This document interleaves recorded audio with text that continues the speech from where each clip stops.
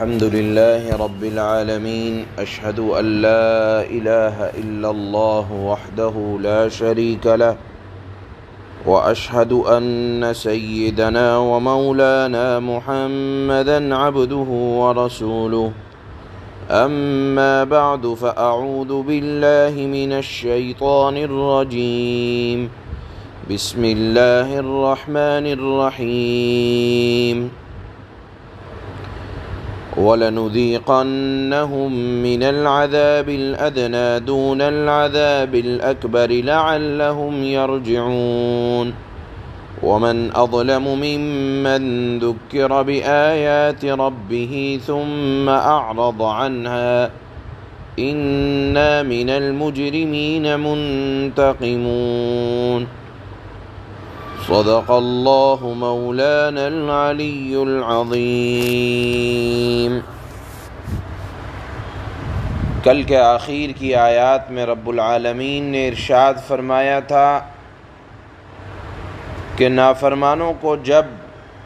دوزخ میں ڈالا جائے گا تو جب جب وہ نکلنے کا خیال ان کے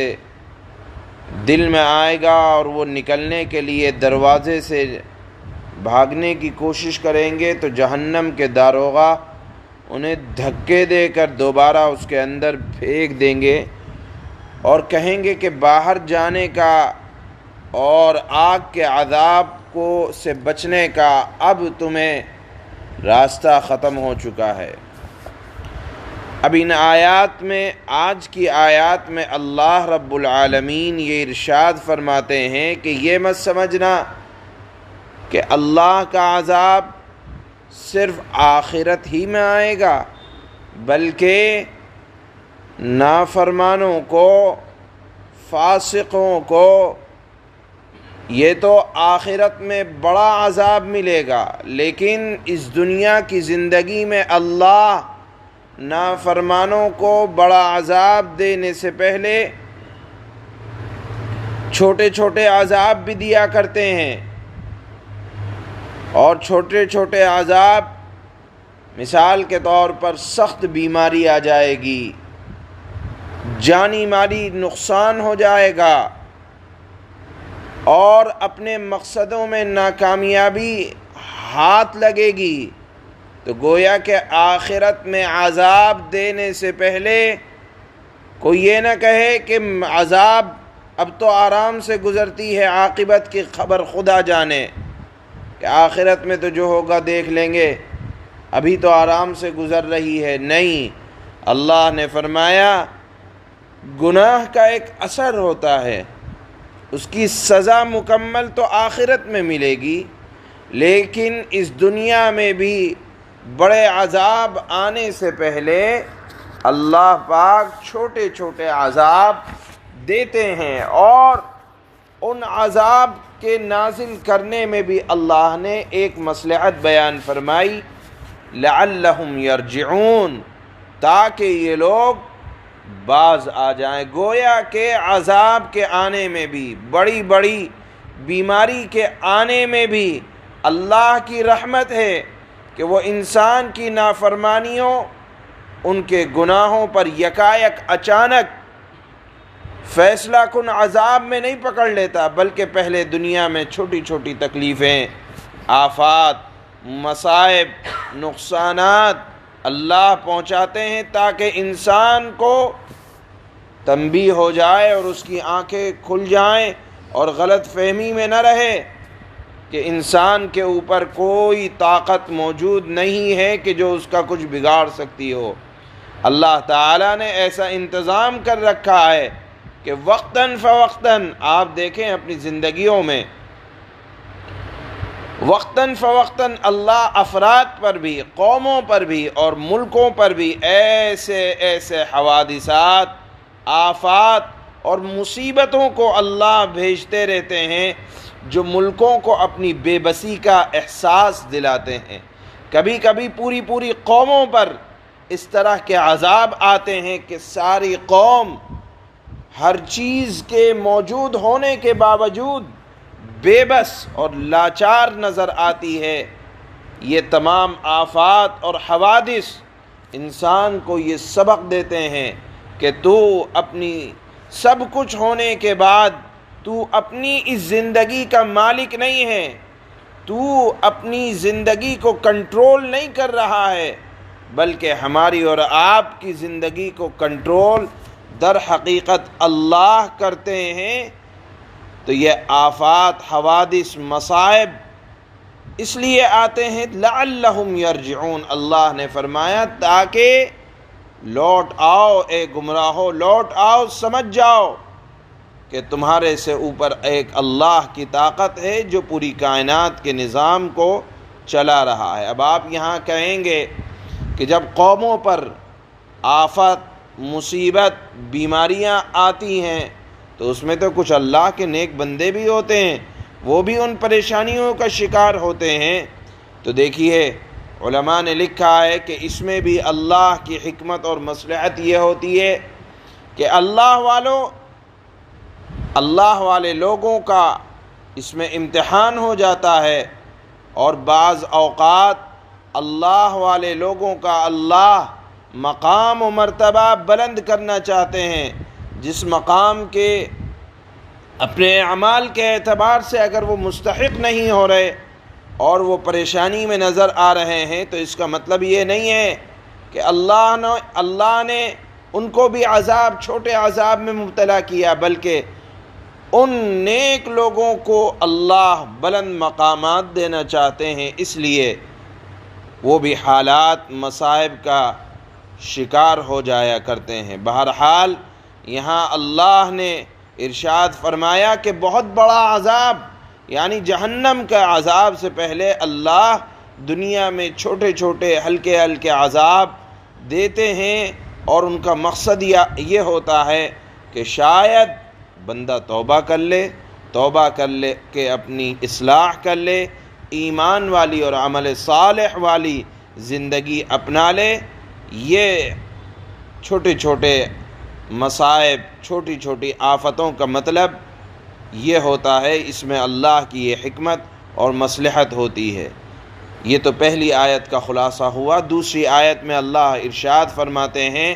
وَمَنْ أَظْلَمُ مِمَّنْ ذُكِّرَ بِآيَاتِ رَبِّهِ ثُمَّ أَعْرَضَ عَنْهَا۔ اس آیت کا مطلب یہ ہے، اللہ نے فرمایا اس شخص سے بڑا ظالم کون ہوگا جسے اس کے رب کی آیات کے ذریعے نصیحت کی جاتی ہے، پھر وہ آدمی اس سے یعنی اللہ کی آیتوں سے منہ پھیر لیتا ہے۔ تو یہاں اللہ نے فرمایا کہ اللہ کی آیتوں کے ذریعے نصیحت کی جاتی ہے۔ اللہ کی آیات کیا ہیں؟ دیکھیے یہ ایک بہت جامع لفظ ہے۔ جامع کا مطلب یہ ہے کہ آیات اپنے اندر بہت زیادہ معنی رکھتی ہیں۔ آیت کی جمع ہے، اس کے معنی آتے ہیں نشانی۔ اب اللہ کی نشانی تو زمین سے لے کر آسمان تک پھیلی ہوئی ہے اور کائنات کے مجموعی نظام میں پائی جاتی ہیں۔ تو اللہ کی نشانیاں علماء نے لکھا ہے بہت سی طریقے کی ہیں، کائنات کے ذرے ذرے میں اللہ کی نشانی موجود ہے۔ اسی طرح وہ نشانیاں جو انسان کی اپنی پیدائش یعنی نطفے سے پیدا ہونا، ماں کے پیٹ میں جانا اور وہاں سے نکلنا، اور پھر اس کے بعد بچپن، جوانی، بڑھاپا اور پھر پوری زندگی کا ملنا، یہ خود انسان کے لیے اپنی نشانی ہے۔ اسی طرح زندگی ملنے کے بعد انسان کے اندر شعور کا پیدا ہونا، جذبات کا آنا، سوچنا سمجھنا، یہ بھی ایک طرح کی اللہ کی نشانیاں ہیں۔ اسی طرح وہ نشانیاں جو انسانی تاریخ کے مسلسل تجربات کی وجہ سے آتی ہے، جس کو ایکسپیرینس کہا جاتا ہے، یہ بھی اللہ کی طرف سے نشانیاں ہیں۔ اسی طرح وہ آیات جو اللہ تعالیٰ نے اپنے رسولوں کے ذریعے سے بھیجی ہیں، جو انسان کو سیدھی راہ سمجھاتی ہیں، یہ بھی اللہ کی نشانیاں ہیں۔ تو غرض عرض کرنے کا مقصد یہ ہے کہ اللہ ارشاد فرماتے ہیں کہ دیکھو تمہیں سمجھایا گیا مسلسل اللہ کی نشانیوں کی طرف سے، اور ایسی نشانیاں اور اتنی نشانیوں سے سمجھایا گیا اب بھی اگر نہیں مانو گے تو سب سے بڑے ظالم ہوگے۔ دیکھیے اللہ کی نشانیوں سے منہ موڑنا، ایک تو مطلب یہ ہے کہ ہم کچھ سمجھیں گے نہیں، اپنی منمانی زندگی چلائیں گے، اور ایک نشانیوں سے اعراض کافر کرتا ہے اور ایک کلمہ گو بھی کرتا ہے۔ مثال کے طور پر کافر نے کہا کہ میں قرآن کی آیات سنتا ہی نہیں ہوں، کافر نے کہا کہ میں خدا کی بات مانتا ہی نہیں ہوں۔ یہ تو سراسر اللہ کی طرف سے منہ موڑنا ہوا، اور ایک منہ موڑنا کلمہ گو بھی کرتا ہے، جس نے کلمہ پڑھا ہے وہ یہ کہ اللہ نے اس کو قرآن پڑھنے کا حکم دیا، وہ قرآن کی تلاوت نہیں کرتا۔ اسی طرح حدیث پڑھنے کا حکم دیا اور اس سے کچھ سبق حاصل کرنے کا حکم دیا، احادیث میں بیان کچھ کیا جاتا ہے اور عمل اس کے خلاف ہے، یہ بھی اللہ کی نشانیوں سے اعراض کرنا ہوا۔ اللہ نے فرمایا کہ دیکھو اگر تم اللہ کی آیتوں سے اعراض کرو گے تو پھر ہم مجرموں سے بدلہ لینا خوب جانتے ہیں، اور ظالم اللہ نے اس کو قرار دیا جو خدا کے کلام سے، خدا کی آیتوں سے منہ موڑتا ہے۔ تو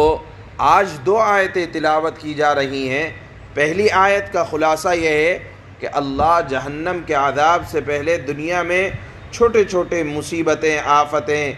پریشانیاں بھیجتے ہیں، مقصد یہ ہوتا ہے کہ تم توبہ کر لو۔ دوسری آیت میں اللہ فرما رہے ہیں کہ جو خدا کے کلام کی آیتوں سے یا خدا کی نشانیوں سے منہ موڑے گا وہ دنیا میں سب سے بڑا ظالم ہے، اور اللہ کو خوب آتا ہے کہ وہ مجرموں سے، ظالموں سے کس طرح بدلہ لیں گے۔ یہ آج کی 2 آیتوں کا خلاصہ ہے جس کا ترجمہ کیا جا رہا ہے۔ اللہ فرماتے ہیں وَلَنُذِيقَنَّهُم مِّنَ الْعَذَابِ الْأَدْنَىٰ دُونَ الْعَذَابِ الْأَكْبَرِ لَعَلَّهُمْ يَرْجِعُونَ، اور اس بڑے عذاب سے پہلے ہم انہیں یعنی نافرمانوں کو کم درجے کے عذاب کا مزہ بھی ضرور چکھائیں گے، شاید یہ نافرمان لوگ باز آ جائیں۔ وَمَنْ أَظْلَمُ مِمَّنْ ذُكِّرَ بِآيَاتِ رَبِّهِ ثُمَّ أَعْرَضَ عَنْهَا إِنَّا مِنَ الْمُجْرِمِينَ مُنْتَقِمُونَ، اور اس سے بڑا ظالم کون ہوگا جس کو اپنے پروردگار کی آیتوں کے ذریعے، اب میں نے بتایا کہ آیات اس کا مفہوم بہت بڑا ہے، آپ ذہن میں رکھیں۔ اللہ فرماتے ہیں کہ اس سے بڑا ظالم کون ہوگا جس کو اپنے پروردگار کی آیتوں کے ذریعے نصیحت کی گئی تو اس نے ان سے منہ موڑ لیا۔ ہم یقیناً یعنی اللہ ایسے مجرموں سے بدلہ لے کر رہیں گے جنہوں نے اللہ کی آیتوں سے منہ موڑا ہوگا۔ سبحان اللہ۔